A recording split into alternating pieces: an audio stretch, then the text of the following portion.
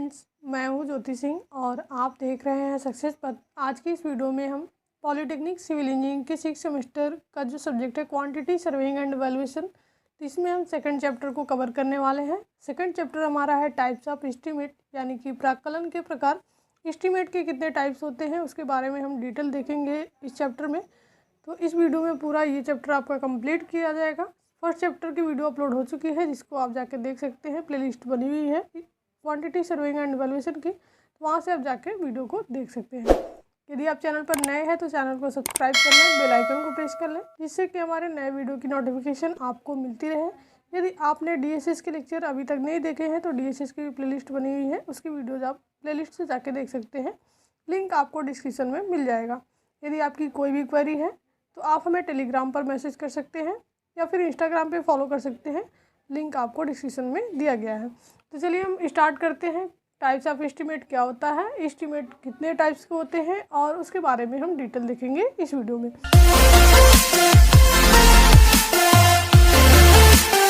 तो देखिए, types of estimate ये हमारे नए सिलेबस के अकॉर्डिंग हम पढ़ रहे हैं। जो भी आपका बीटीपी का न्यू सिलेबस है उसी के अकॉर्डिंग पढ़ रहे हैं। जिस चैप्टर में आपके जितने टॉपिक दिए गए हैं उसी टॉपिक को हम कवर करेंगे यहाँ पर।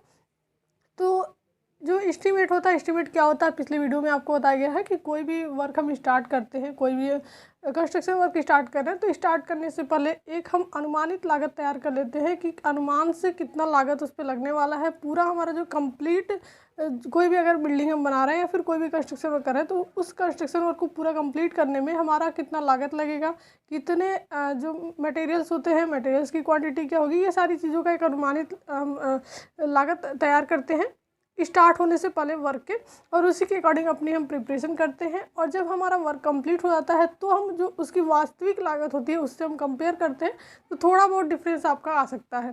तो वही हमारा होता है एस्टीमेट।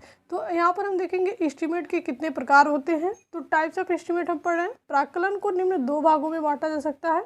इसमें हमारे फर्स्ट है प्रारंभिक आगणन। जो हमारा एस्टीमेट होता है उसको हम आगणन या प्राक्कलन के नाम से जानते हैं हिंदी में। तो इसके 2 नाम है। जो फर्स्ट टाइप है एस्टीमेट का, प्रारंभिक आगणन, या फिर खाका लागत आगणन हम इसको बोलते हैं। रफ कास्ट एस्टीमेट के नाम से हम जनरली इसको जानते हैं। जो दूसरा हमारा एस्टीमेट है वो हमारा है विस्तृत आगणन, डिटेल एस्टीमेट, या फिर इसको हम मध्य दर आगणन के नाम से भी जानते हैं, यानी कि आइटम कॉस्ट एस्टीमेट के नाम से।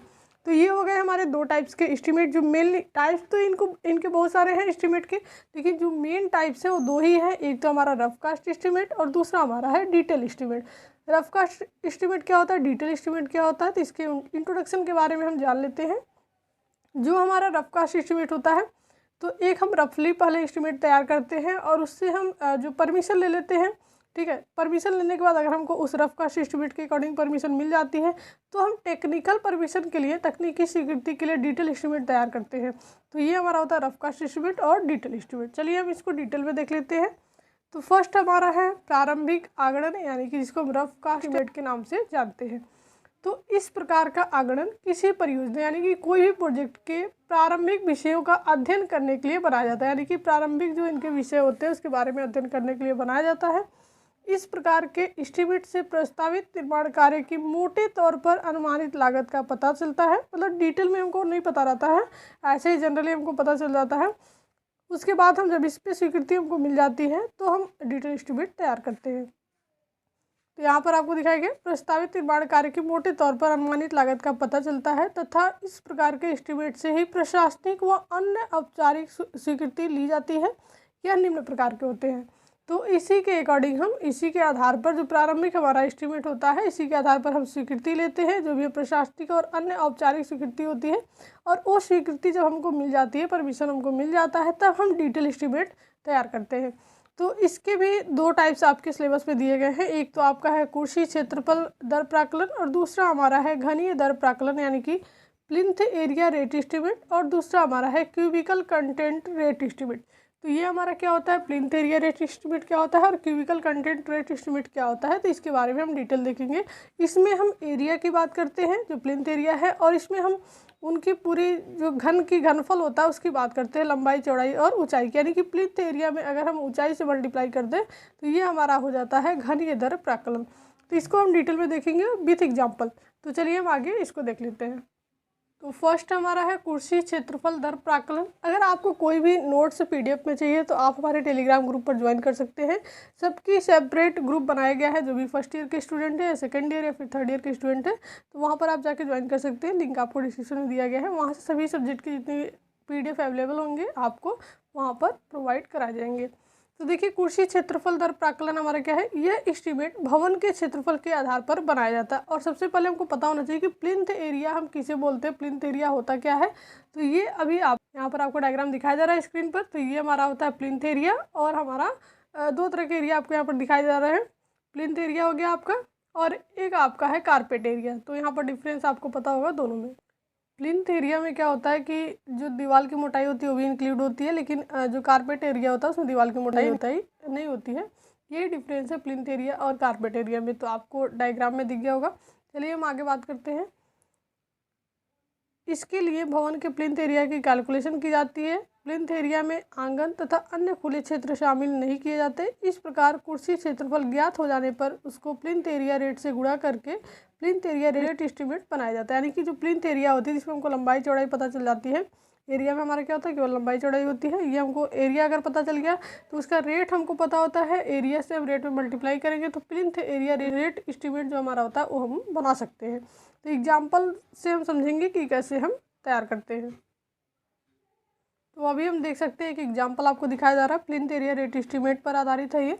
दिए गए चित्र के अनुसार एक 4 मीटर इंटू 3 मीटर का कमरा बनाने के लिए 10,000 प्रति वर्ग मीटर कुर्सी क्षेत्रफल की दर से निर्माण का लागत हम बताना है।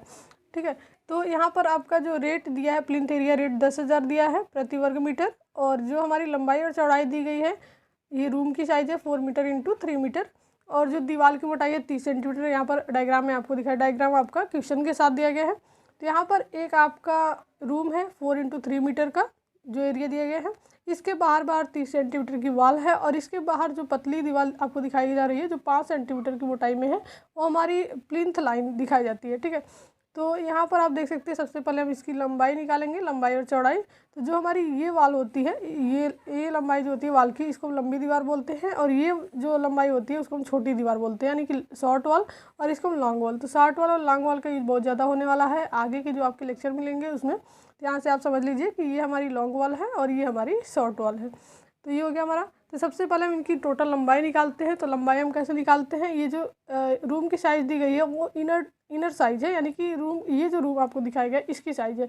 इसके बाहर चारों तरफ 30 सेंटीमीटर की वॉल है। तो जब भी हम इसकी टोटल लेंथ निकालते हैं, यानी कि जो लंबी दीवार है उसकी लंबाई निकालेंगे, छोटी दीवार की लंबाई निकालेंगे, तो हम क्या करते हैं, ये पूरा वॉल को इंक्लूड करते हुए, यानी कि यहाँ से और पूरा यहाँ तक हम इधर लंबाई निकालेंगे। तो ये आपकी लंबाई हो गई 3 मीटर, ये इनर हो गया, और 30 सेंटीमीटर इधर ऐड करेंगे, 30 सेंटीमीटर इधर ऐड करेंगे। तो ये हमारा हो गया 3 + 0.3 + 0.3 यानी कि 3.6 मीटर। अगर हम प्लिंथ जो लाइन है इसको भी इंक्लूड करें तो 3.7 मीटर हो गया, लेकिन इसका हम यूज़ नहीं करते इसमें कैलकुलेशन में। 3.6 का यूज़ करेंगे, यानी कि केवल दीवार की मोटाई होगी और रूम की साइज़ होगी। अगर हम इसकी लंबाई, ये लेंथ निकालें, लंबी दीवार की लंबाई निकालें, तो हमारा क्या हो जाएगा, इधर 4 मीटर है इसकी लंबाई, और दोनों तरफ से वॉल हम ऐड करेंगे 30 सेंटीमीटर, तो ये हमारा हो जाएगा 4.6 मीटर। अगर प्लिंथ लाइन को भी लेके चले तो 4.7 मीटर होगा। 5 सेंटीमीटर इधर और 5 सेंटीमीटर इधर भी हम ऐड करेंगे, लेकिन कैलकुलेशन हम किस पे करेंगे, 4.6 मीटर पे। तो ये लंबाई निकालने का प्रोसेस आपको पता चल गया। आगे डिटेल में बताया जाएगा, जब भी हम एस्टिमेटिंग करेंगे तो वहाँ पर डिटेल में बताया जाएगा कि लेंथ हम कैसे निकालते हैं लॉन्ग वॉल का और शॉर्ट वॉल का। तो यहाँ पर आपको लंबी दीवार की लंबाई दीवार सहित मिल गई। Length of long wall with wall 4 metre, 0.3 metre, 0.3 metre दोनों साइड में। 4 मीटर ये अंदर से अंदर हो गया रूम की साइड, और 0.3 मीटर इधर, 0.3 मीटर इधर दीवार है, तो 4.6 मीटर हो गया। अगर छोटी दीवार की लंबाई की बात करें तो ये भी दीवार सहित हो गया 3 मीटर। ये 3 मीटर अंदर की लंबाई थी रूम की, 30 सेंटीमीटर इधर दीवार है, 30 सेंटीमीटर इधर है, तो यहाँ पर हो गया हमारा 3.6 मीटर। तो फिर अगर हम क्षेत्रफल निकालें, कुर्सी क्षेत्रफल, तो यहाँ पर क्या होगा, जो दोनों इनकी लंबाई चौड़ाई है, पहले आपको फिगर में दिखाया गया कि जो प्लिंथ एरिया क्या होता है, जो हमारी दीवार होती है, दीवार की मोटाई के साथ जो एरिया होता है हमारा, दीवार इंक्लूड होता है उस एरिया में, तो हमारा होता है प्लिंथ एरिया। तो कुर्सी क्षेत्रफल में हम क्या करेंगे, दोनों जो हमारी लंबाई चौड़ाई मिली हुई है दीवार सहित, लंबी दीवार की लंबाई और छोटी दीवार की, इनको हम आपस में मल्टीप्लाई करेंगे, तो यहाँ से हमको प्लिंथ एरिया मिल जाएगा, कुर्सी क्षेत्रफल।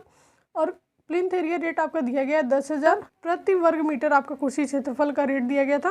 तो ये हमारा रेट हो गया। अब एस्टिमेटेड कॉस्ट हम कैसे निकालेंगे, रेट से और जो हमारा प्लिंथ एरिया मिला हुआ है उसको हम आपस में मल्टीप्लाई कर दें तो हमारा मिल जाएगा एस्टिमेटेड कॉस्ट, यानी कि प्राकलित जो राशि होगी, निर्माण लागत होगी, ये हमारी होगी 1,65,600 रुपये। तो यहाँ से हमारा निकल गया, ये हमारा था प्लिंथ एरिया रेट एस्टिमेट। इस प्रकार से हम कैलकुलेट करते हैं। प्लिंथ एरिया हमको पता हो और रेट पता हो पर मीटर स्क्वायर का, तो एरिया से रेट में जो टोटल एरिया होगा हमारा रेट में मल्टीप्लाई कर देंगे तो हमारा एस्टिमेटेड कॉस्ट मिल जाएगा, जो भी लागत हमारी आने वाली होगी। तो ये हमारा मिल गया। अगर हम दूसरा देखें क्यूबिकल कंटेंट रेट एस्टिमेट जो है हमारा, उसको हम देख लेते हैं। तो देखिए ये हमारा है क्यूबिकल कंटेंट रेट एस्टिमेट, घनीय दर प्राकलन। तो पहले भी आपको बताया गया कि जो हमारे प्लिंथ एरिया होते हैं उसमें हम ऊंचाई से मल्टीप्लाई कर देंगे तो ये हमारा मिल जाएगा भवन का घनफल। तो यह प्रस्तावित भवन के आयतन के आधार पर बनाया जाता है। भवन का घनफल लंबाई चौड़ाई इंटू ऊंचाई पर बनाकर उसको घनीय दर से गुणा करके भवन की एस्टिमेटेड कॉस्ट निकाली जाती है। यानी कि इसमें हम भवन का घनफल निकालेंगे और इसका भी रेट हमको पता होगा, घनीय दर पता होगा, और भवन के घनफल में हम घनीय दर से मल्टीप्लाई कर देंगे तो हमको एस्टिमेटेड कॉस्ट मिल जाएगी। तो भवन का घनफल आपका होता है भवन का कुर्सी क्षेत्रफल दिया है तो उसमें ऊंचाई से हम मल्टीप्लाई कर देंगे। अब देखते हैं हम इसको, क्वेश्चन आपका क्या कह रहा है। भवन का कुर्सी क्षेत्रफल आपका दिया है इतना, भवन की ऊंचाई दे दी गई है, यानी कि कुर्सी क्षेत्रफल में ऊंचाई से मल्टीप्लाई करना हमको, तभी हमको घनफल मिलेगा। और घनीय दर आपका रेट दिया है 2000 पर मीटर क्यूब, और प्राकलित राशि यानी कि एस्टिमेटेड कॉस्ट हमको निकालना है। तो घनफल हम निकाल लिए भवन का कुर्सी क्षेत्रफल इंटू ऊंचाई से, ये हमारा हो गया। दर हमको पता है, जो रेट दिया गया 2000 पर मीटर क्यूब, और एस्टिमेटेड कॉस्ट हमारी मिल गई, ये हमारी हो गई टोटल 99,360 रुपये। तो इस प्रकार से हम घनीय दर प्राकलन में हम एस्टिमेटेड कॉस्ट मेजर करते हैं, इसमें फाइंड करते हैं, एस्टिमेटेड कॉस्ट हम निकाल सकते हैं इस प्रकार से।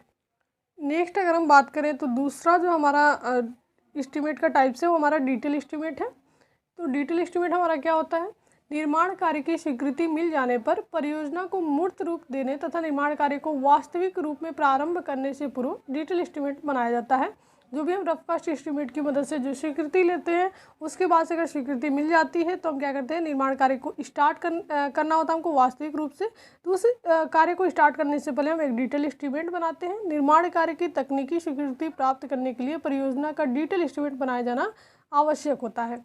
तो जो हमारी निर्माण कार्य की जो तकनीकी स्वीकृति होती है, इसे डिटेल एस्टिमेट की मदद से हमको मिलती है। डिटेल एस्टिमेट में प्रस्तावित निर्माण कार्य की सभी संभावित मदों के परिमाणों की शुद्धता से गणना की जाती है और उनको वर्तमान दरों से गुणा करके लागत निकाली जाती है। यानी कि जो भी हमारे आइटम्स यूज होने हैं उस निर्माण कार्य में, तो उसकी हम शुद्धता से गणना करते हैं और उसकी क्वांटिटी निकालते हैं, ठीक है, और वर्तमान दरों से गुणा करके उसकी हम लागत निकाल लेते हैं। यानी कि टोटल क्वांटिटी में अगर हम रेट से मल्टीप्लाई करेंगे तो हमको कास्ट मिल जाती है। डिटेल एस्टिमेट में सभी आवश्यक मदों, जैसे जो भी हमारे आइटम्स होते हैं, भूमि अर्जन पर होने वाला व्यय, जल आपूर्ति जो वाटर सप्लाई है, लाइन सीवर लाइन, विद्युतीकरण जो हमारे बिजली वगैरह होते हैं, पहुंच सड़क जो है, और बाउंड्री गेट की लागत को भी जोड़ा जाता है। ये डिटेल एस्टिमेट में सभी प्रकार की जो भी लागत होती है उनको जोड़ा जाता है। जो हमारे फुटकर व्यय होते हैं, यानी कि कुछ व्यय ऐसे होते हैं जिसका हमको पहले से नहीं पता रहता कि ये सारे भी खर्चे आएंगे इसमें, तो कुछ फुटकर व्यय के लिए हम ऐड कर देते हैं कुछ परसेंट। कार्य प्रभारित स्थापना यानी कि वर्क चार्ज इस्टेब्लिशमेंट को हम इस्टेब्लिशमेंट के लिए हम कुछ चार्ज ऐड करते हैं। तो ये एस्टिमेटेड कॉस्ट का 3% और 2% भी अंत में जोड़ा जाता है। यानी कि फुटकर व्यय के लिए हम 3% और जो हमारे वर्क चार्ज है उसके लिए 2% हम अंत में जोड़ते हैं, जो भी हमारी डिटेल एस्टिमेट की जो कास्ट आती है उसमें। क्योंकि हमको कुछ चार्ज ऐसे होते हैं जो पहले से नहीं पता होते कि ये भी हमारे लगेंगे वहाँ पर, अगर ज़रूरत पड़ती है तो उसका हम यूज़ करते हैं, तो उसके लिए भी कुछ चार्ज हम अलग से ऐड कर देते हैं। डिटेल में हम पढ़ेंगे ये जो वर्क चार्ज है, कंटिजेंसीज है, यानी कि फुटकर व्यय हमारा क्या होता है। ये हो गया हमारा डिटेल एस्टिमेट की जो भी रफ कास्ट एस्टिमेट से हमको स्वीकृति मिलती है। तो उसके बाद जो हम वास्तविक रूप से जो भी हमारा निर्माण कार्य है उसको स्टार्ट करने जाते हैं, तो उसके पहले हम एक डिटेल एस्टिमेट बनाते हैं जिसमें सारी चीज़ें हमारी डिफाइन होती हैं और उसमें हम टोटल क्वांटिटी निकालते हैं, रेट से मल्टीप्लाई करते हैं, तो टोटल कास्ट भी हम वहाँ पर निकालते हैं। नेक्स्ट हम देखते हैं विस्तृत प्राकलन के कौन कौन से प्रकार हैं। तो जो हमारे डिटेल एस्टिमेट है उसके भी 3 टाइप्स आपके सिलेबस में दिए गए हैं, जो नए सिलेबस है उसके अकॉर्डिंग। तो डिटेल एस्टिमेट निम्न प्रकार के होते हैं। एक तो हमारा रिवाइज्ड एस्टिमेट, दूसरा हमारा सप्लीमेंट्री एस्टिमेट जिसको हम अनुपूरक प्राकलन बोलते हैं, और तीसरा हमारा है एनुअल रिपेयर और मेंटेनेंस एस्टीमेट, यानी कि वार्षिक रख रखाव या प्राक्कलन। अगर हम इसका डिफिनीशन नहीं भी पढ़ते तो भी हम इसके बारे में अच्छे से समझ सकते हैं, लेकिन डिफिनीशन के साथ हम पढ़ेंगे आगे। अभी हम इंट्रोडक्शन के रूप में आपको बता देते हैं कि ये आपके रिवाइज एस्टीमेट, सप्लीमेंट्री एस्टीमेट और एनुअल रिपेयर और मेंटेनेंस एस्टीमेट क्या होता है। देखिए नाम से स्पष्ट है, आपको बहुत ही अच्छे एग्जांपल से समझाया जाएगा, बहुत ही इजी वे में, जो आपको बार बार याद रहेगा, कभी भूलेगा नहीं। तो जो हमारे रिवाइज एस्टीमेट है, कोई भी एस्टीमेट आप पहले बनाए थे उसमें कुछ कमियां रह गई थी, अब हम उस एस्टीमेट का फिर संशोधन करते हैं, दूसरा एस्टीमेट बनाते हैं और फिर हम स्वीकृति के लिए भेजते हैं। तो स्वीकृति के लिए जब हम भेजेंगे तो जो हमारा पुराना एस्टीमेट था और जो हमारा रिवाइज एस्टीमेट है, दोनों को हम एक साथ भेजेंगे ताकि दोनों का कंपेयर किया जा सके और कहाँ पर क्या कमियां रह गई थी, क्या संशोधन किया गया, वो हमारा मतलब क्लियर डिफाइन हो सके। तो ये हमारा हो जाता है रिवाइज एस्टीमेट। और फिर इसके बाद इसी के आधार पर हम अपना जो भी वर्क है वो स्टार्ट करते हैं। फिर हमारा दूसरा आता है अनुपूरक प्राक्कलन, यानी कि सप्लीमेंट्री एस्टीमेट। तो सप्लीमेंट्री का मतलब आप सभी लोगों को पता होगा कि जो कोई अलग से सप्लीमेंट जो हमारा होता है, यानी कि कुछ चीज़ें ऐड करनी होती है, तो वो हमारा क्या करते हैं, पहले जो हमारा एस्टीमेट बना होता है उसमें हम कुछ चीज़ें ऐड करके जब बनाते हैं तो ये हमारा सप्लीमेंट्री एस्टीमेट कहलाता है। और फिर हम इसकी स्वीकृति के लिए भेजते हैं, तो दोनों एस्टीमेट को एक साथ लगा के भेजेंगे जिससे हमारा कंपेयर हो सके और जहाँ पर भी सप्लीमेंट किया गया वो आपका डिटेल में डिफाइन हो सके। फिर हमारा जो तीसरा एस्टीमेट है वार्षिक रख रखाव या प्राक्कलन, तो एनुअल रिपेयर और मेंटेनेंस, ये नाम से स्पष्ट है कि जो भी हमारे बिल्डिंग बनते हैं या फिर कोई भी वर्क हम कर रहे हैं तो उसका हम मेंटेनेंस करते हैं, रिपेयरिंग करते हैं टाइम टाइम पे। तो जो मेंटेनेंस और रिपेयरिंग होता है हमारा, उसके लिए जो हमारा खर्च आता है, तो उसके लिए हम एक अलग से एस्टीमेट बनाते हैं जो हमारा कहलाता है एनुअल रिपेयर और मेंटेनेंस एस्टीमेट, जिसमें हमारा पेंटिंग वगैरह ये सारे वर्क आ जाते हैं। जो भी रिपेयरिंग वगैरह करना है उस बिल्डिंग में, जो भी मेंटेनेंस कराना है, तो वो सारी चीज़ें इस एस्टीमेट में आ जाती हैं। तो ये हो गया हमारा कुछ इंट्रोडक्शन इसके बारे में। चलिए हम इसको डिटेल में देख लेते हैं। ये हमारा रिवाइज एस्टीमेट है, संशोधित प्राक्कलन। ये क्या होता है, यह निम्नलिखित परिस्थितियों में बनाया जाता है जब परियोजना का निर्माण व्यय इसकी मूल स्वीकृति राशि से 5% से अधिक बढ़ जाए, तो हम इसको बनाते हैं। यानी कि जब परियोजना का निर्माण व्यय जो होता है इसकी मूल स्वीकृति राशि से 5% से अधिक बढ़ जाती है, तो ये हमारा संशोधन जो रिवाइज एस्टीमेट है उसको हम बनाते हैं इस केस में। जब परियोजना का निर्माण व्यय प्रशासनिक स्वीकृति से 10% अधिक हो जाए, जो इसका व्यय है प्रशासनिक स्वीकृति से 10% अगर अधिक हो जाता है, यानी कि इसकी कुछ लिमिट है, अगर उस लिमिट से अधिक हो जाता है तो हम उस एस्टीमेट को रिवाइज करते हैं। तो इस केस में हम बना सकते हैं। फिर हम तीसरा देखते हैं, जब सामग्री की कीमत में मूल स्वीकृत लागत से अधिक अंतर हो जाए, जो सामग्री की कीमत होती है और जो मूल स्वीकृत लागत होती है उससे अधिक अंतर हो जाता है, तो हम रिवाइज एस्टीमेट बनाते हैं। यानी कि ये 3 केस है अलग अलग, इसमें हम बना सकते हैं रिवाइज एस्टीमेट। उपरोक्त कंडीशन के फलस्वरूप संशोधित एस्टीमेट बनाया जाता है तथा इस संशोधित एस्टीमेट पर पुनः स्वीकृति प्राप्त की जाती है, जिसके साथ हम पुराना जो एस्टीमेट है उसको भी लगा के हम स्वीकृति के लिए इसको भेजते हैं। नेक्स्ट हम देखते हैं जो सप्लीमेंट्री एस्टीमेट है। निर्माण कार्य के दौरान मूल कार्य में कुछ परिवर्तन या अतिरिक्त कार्य की वृद्धि होने पर जिसका मूल स्वीकृति एस्टीमेट में प्रावधान नहीं है, ऐसी स्थिति में अनुपूरक प्राक्कलन बनाया जाता है। यानी कि जो भी कोई भी परिवर्तन करना है तो उसके लिए हमको सप्लीमेंट्री एस्टीमेट बनाना होता है, उसमें अलग से ऐड करना होता है। ऐसी स्थिति में अनुपूरक प्राक्कलन बनाया जाता है, इसकी भी स्वीकृति प्राप्त की जाती है। इस प्रकार के एस्टीमेट में ओरिजिनल एस्टीमेट के साथ सप्लीमेंट्री एस्टीमेट तथा दोनों एस्टीमेट के अंतर को स्पष्ट दिखाकर स्वीकृति के लिए सक्षम जो अधिकारी होते हैं उसके पास भेज दिया जाता है। साथ ही इसमें धनराशि बढ़ती है, बढ़ जाने का कारण स्पष्ट रूप से दर्शाया जाता है। तो ये होता है हमारा सप्लीमेंट्री एस्टीमेट, यानी कि कुछ सप्लीमेंट करना है, कुछ ऐड करना है, कुछ चीज़ें, तो उसके लिए अलग से हम एस्टीमेट बनाते हैं और उसको हम सप्लीमेंट्री एस्टीमेट के नाम से जानते हैं। नेक्स्ट हमारा जो एस्टीमेट है उसको भी हम देख लेते हैं। नेक्स्ट एस्टीमेट हमारा वार्षिक रख रखाव प्राक्कलन, एनुअल रिपेयर एंड मेंटेनेंस। तो किसी भी इंजीनियरिंग स्ट्रक्चर को उत्तम, उचित तथा सुरक्षित दशा में बनाए रखने के लिए इनकी समयबद्ध जो हमारी होती है मरम्मत करनी होती है। अतः प्रतिवर्ष मरम्मत के लिए एनुअल मेंटेनेंस एस्टीमेट तैयार किया जाता है। एनुअल मेंटेनेंस एस्टीमेट की कुल लागत संरचना के मूल लागत, यानी कि जो कैपिटल कॉस्ट होती है जिसको मूल लागत बोलते हैं, इसका 1.5% से अधिक नहीं होना चाहिए। तो यहाँ पर आपको बताया गया जो एनुअल मेंटेनेंस जो एस्टीमेट होता है कुल लागत का 1.5% से अधिक नहीं होना चाहिए। तो ये हमारा हो गया एनुअल रिपेयर और मेंटेनेंस एस्टीमेट। नेक्स्ट हम देखते हैं कुछ इंपॉर्टेंट टर्म आपके हैं। प्राक्कलन में ऊपरी व्यय के लिए प्रावधान, यानी कि provision for overheads in estimate, यानी कि जो अलग से चार्जेस होते हैं उसको हम कितना ऐड करते हैं किसके लिए। तो पहला हमारा होता है फुटकर व्यय जो हम ऐड करते हैं जो भी हम एस्टीमेट बनाते हैं उसमें। तो एस्टिमेटेड कॉस्ट का ये 3 से 5% तक जोड़ा जाता है। फुटकर व्यय वो होते हैं जो छोटे छोटे वर्क होते हैं जिसके बारे में पहले डिफाइन नहीं रहता है कि ये वर्क इन वर्क की भी ज़रूरत पड़ेगी वहाँ पर, तो उसके लिए हम 3 से 5% अलग से कास्ट जो होता है एस्टिमेट में ऐड कर देते हैं, जिससे हमारा बाद में कोई दिक्कत ना हो। नेक्स्ट हम देखते हैं, नेक्स्ट हमारा है कार्य प्रभारित स्थापना यानी कि वर्क चार्ज इस्टेब्लिशमेंट। इसका हम देख लेते हैं डिफिनीशन। निर्माण कार्य को सुचारू रूप से कराने के लिए निर्माण स्थल पर कुछ अतिरिक्त कर्मचारी या श्रमिकों की नितांत आवश्यकता पड़ती है। यानी कि जो भी वर्क हम स्टार्ट कर रहे हैं उसको कंप्लीट कराने के लिए कभी कभी क्या होता है कि कुछ अतिरिक्त कर्मचारियों की या श्रमिकों की आवश्यकता पड़ जाती है इमीडिएट। तो उस स्थिति में हम क्या करते हैं, इन लोगों को नियुक्त करते हैं। टेम्प्रोरी जो हम बोल सकते हैं कि टेम्प्रोरी कुछ लोगों की हम नियुक्ति करते हैं। और वर्क चार्ज स्टेबलाइजमेंट ये जो होता है, इस स्थिति में इन लोगों को नियुक्त किया जाना ही वर्क चार्ज स्टेबलिशमेंट कहलाता है। इसके लिए एस्टिमेटेड कॉस्ट का 1.5% से 2% तक एस्टिमेटेड कॉस्ट में जोड़ा जाता है। यानी कि जो अलग से अगर इमीडिएट किसी कर्मचारी या श्रमिकों की आवश्यकता पड़ गई अलग से, तो जितने लोग पहले से डिसाइड है वो तो रहते ही हैं, अलग से इनकी आवश्यकता पड़ जाती है। तो कभी भी जब आवश्यकता पड़े यानी कि कार्य स्टार्ट होने के बाद, तो हम उसको उनकी नियुक्ति करते हैं। और ये जो नियुक्ति होती है इन लोगों की, यही हमारा वर्क चार्ज स्टेबलाइजमेंट कहलाता है। इसके लिए हम 1.5 से 2% चार्ज ऐड करते हैं। और इनका ये नहीं है कि जब तक वर्क होगा तब तक रखेंगे, जब इनकी ज़रूरत खत्म हो जाए तब हम इनको हटा सकते हैं। जब तक के लिए ज़रूरत है तब तक के लिए इनको हम रखते हैं, तो इसके लिए हम इतना ऐड करते हैं। नेक्स्ट हम देखते हैं जो टूल्स एंड प्लांट्स होते हैं, औजार व मशीनें। जब निर्माण कार्य बहुत बड़ा हो या निर्माण कार्य की गुणवत्ता और समयबद्धता की दृष्टि से विशेष आधुनिक उपकरणों से संपन्न कराया जाना हो, तो इन उपकरणों को क्रय करने या किराए पर लेने के लिए एस्टिमेटेड में 1 से 1.5% तक की धनराशि एस्टिमेटेड कॉस्ट में जोड़ी जाती है। तो जो हमारे कुछ औजार्स होते हैं, मशीनें होती हैं, यानी कि कोई भी कार्य बहुत बड़ा है, अगर उसमें कुछ अलग से विशेष आधुनिक उपकरण की आवश्यकता पड़ रही है, तो वहाँ पर हम उसका प्रयोग करके और समय को दृष्टि में रखते हुए, समयबद्धता की, अगर मान लीजिए आपके पास समय की लिमिट है, तो हम क्या करते हैं, कुछ अलग से इंस्ट्रूमेंट आधुनिक उपकरण उसका यूज करके टाइम को हम बचाते हैं और वहाँ पर हम जो भी वर्क है उसको कंप्लीट करते हैं। तो ऐसे उपकरण के लिए हमको 1 से 1.5% तक की धनराशि ऐड करनी होती है एस्टिमेटेड कॉस्ट में। नेक्स्ट हम देखते हैं जो आपके सेंटेज चार्ज होते हैं या फिर डिपार्टमेंटल चार्ज होते हैं, वो कितना होता है। तो जब कोई इंजीनियरिंग विभाग जैसे PWD किसी अन्य नॉन टेक्निकल विभागों का निर्माण कार्य कराता है, तो जो एस्टेब्लिशमेंट होते हैं, डिजाइन होते हैं, प्लानिंग होती है और इनके इंस्पेक्शन के वर्क होते हैं, तो इस पर व्यय के लिए 10 से 15% तक प्रभार लेता है।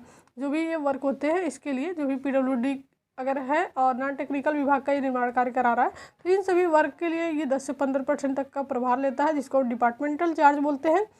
ये हमारा हो गया डिपार्टमेंटल चार्ज। नेक्स्ट हम देखते हैं अनिवार्य सुविधाएं की अगर बात करें, जो बिजली, पानी, सीवर आदि की सुविधाएं होती है, तो इसके लिए हम 20% तक का चार्ज ऐड करते हैं। और जो हमारा कंट्रैक्टर्स प्रॉफिट होता है, ठेकेदार का लाभ होता है, वो हम 10% ऐड करते हैं। यहाँ पर देख सकते हैं आप, ठेकेदार को सभी सेवाओं के लिए 10% लाभांश मान्य है। ठेकेदार के लाभांश में श्रमिकों को कार्यस्थल पर प्रदान की जाने वाली मूल सुविधाएं, पानी, रोशनी, आवास, चिकित्सा, सामान्य सुरक्षा आदि का व्यय भी सम्मिलित होता है। यानी कि जो ठेकेदार होते हैं, कोई भी वर्क अगर हम कंट्रैक्टर को दे रहे हैं, कंट्रैक्ट पे करा रहे हैं, तो उसमें जो कंट्रैक्टर का जो चार्ज होता है 10% तक होता है, जिसमें वो जो श्रमिक वगैरह को अगर काम पे लगाता है, जिसकी ज़रूरत पड़ती है, तो अपने हिसाब से वो श्रमिकों को रखता है और उनकी जो पानी, आवास, चिकित्सा, इन सभी चीज़ों की जो ज़रूरत होती है उसके लिए उसको 10% का लाभांश प्राप्त होता है। अगर कोई भी कार्य डिपार्टमेंट के द्वारा किया जा रहा है, कंट्रैक्टर को नहीं, जो कंट्रैक्टर है उसको नहीं दिया जा रहा है, कंट्रैक्ट पे नहीं कराया जा रहा है, तो ये 10% का लाभांश जो है डिपार्टमेंट में ऐड होगा। कंट्रैक्टर को उस केस में कोई भी प्रॉफिट नहीं दिया जाएगा। तो ये हो गया हमारे कुछ जो चार्ज थे जो ऐड होने हैं। तो ये सभी थे आपके इंपॉर्टेंट टॉपिक सेकंड चैप्टर के, जो कि नए सिलेबस के अकॉर्डिंग थे। इसी प्रकार से आपको सभी चैप्टर की वीडियो मिलती रहेंगी, तो इस चैनल पर बने रहिए। इस वीडियो को ज़्यादा से ज़्यादा शेयर करें। चैनल पर नए हैं तो सब्सक्राइब कर लें, बेल आइकन को प्रेस कर लें, जिससे कि हमारे नए वीडियो की नोटिफिकेशन आपको मिलती रहे। नेक्स्ट वीडियो में हम नेक्स्ट चैप्टर को कवर करेंगे।